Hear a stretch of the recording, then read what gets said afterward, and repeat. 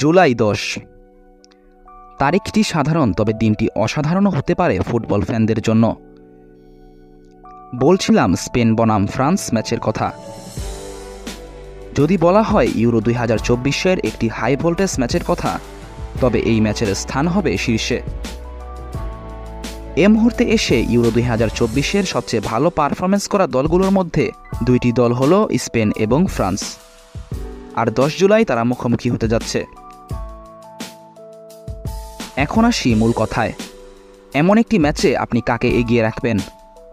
বলার আগে জেনে আসি দলগুলোর ইদানিং পারফরমেন্স সম্পর্কে। পূর্বেও যখন এই দুই দল মুখোমুখি হয়, তার মধ্যে সর্বশেষ 6 ম্যাচের 3 ম্যাচে জয়লাভ করে ফ্রান্স এবং 3 ম্যাচে জয়লাভ করে স্পেন। আবার যদি বলা হয় টুর্নামেন্টে গোলের কথা, তবে ফ্রান্সের একটি প্লেয়ারও নেই শীর্ষ 10-এর তালিকায়। এদিকে স্পেনের 2 প্লেয়ার রয়েছে শীর্ষ 10-এ, যারা হলো ড্যানি ওলমো এবং ফ্যাবিয়ান রুইস। আবার মোট গোলের দিক দিয়ে স্পেনের থেকে এগিয়ে ফ্রান্স, পাসিং অ্যাকিউরেসিতে আবার ফ্রান্সের থেকে এগিয়ে স্পেন। তবে টুর্নামেন্টটিতে ফ্রান্স মোট গোল করেছে মাত্র 3টি, যেখানে স্পেনের গোল সংখ্যা 11টি।